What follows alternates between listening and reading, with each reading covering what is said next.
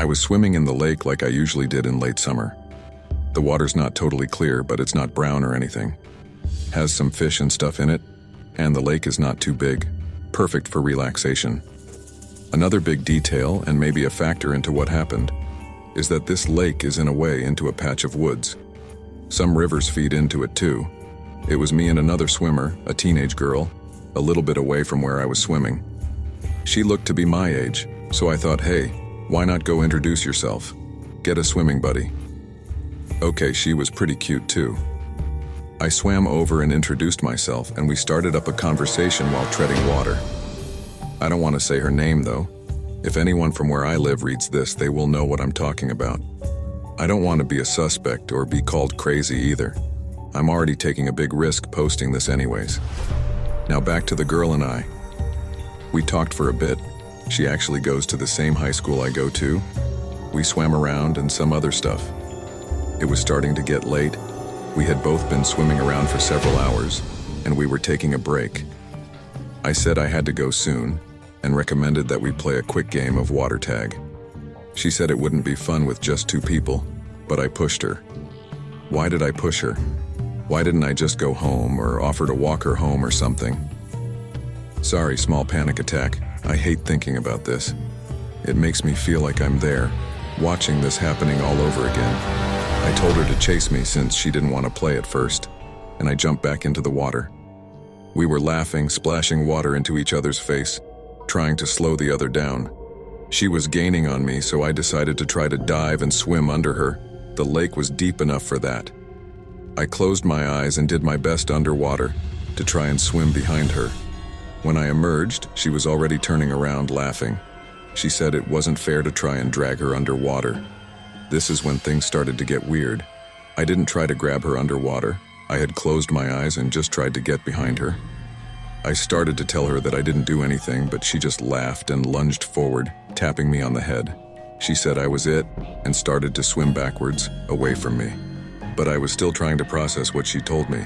A thought popped into my mind and I confronted her, saying she made up about me grabbing her to be a distraction into tagging me. I said that wasn't fair, but she stopped swimming and looked at me strangely. She insisted that I did, and that I almost pulled her whole head under. That's when I started to get really worried. My constant reading of scary stories started to get my imagination running. I started arguing with her, but she kept blaming me on trying to pull her under. She was so serious. If I had only believed her sooner. After a few minutes, I started to get a bit scared, and that's when the scary water story popped back into my mind. I said we should get out of the water, but the girl just cracked a smile and said I was copping out of the game because I was losing. After another minute of trying to get my point across, I think she started to believe me. All the time I was glancing around the water, my imagination started playing tricks on me. Every ripple seemed to be heading our way. I started to swim to shore and the girl followed. Then everything went downhill. I heard a small grunt, and the girl started to scream behind me. I stopped and turned around. She was still swimming, but had a panicked expression on her face. Something just grabbed me. That sentence alone got my adrenaline pumping, and I started swimming even faster. We were about 40-50 yards from shore when she screamed again. I turned back again to see the girl being pulled backwards deeper into the lake.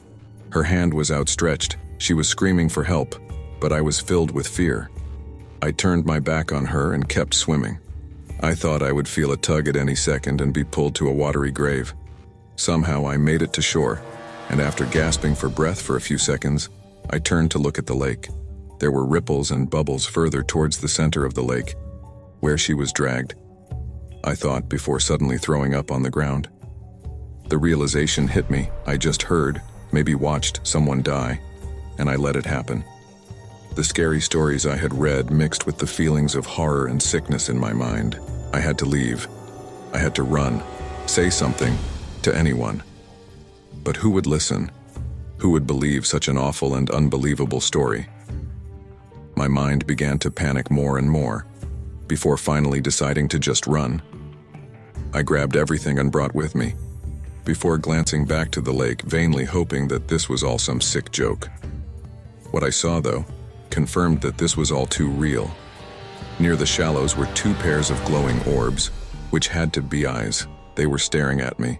They had to be staring at me. How could they be in such shallow water? Something had to be bigger to drag a teenage girl.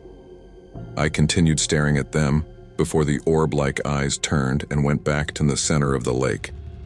I turned and ran home as fast as I could, hoping those things couldn't fly or go on land.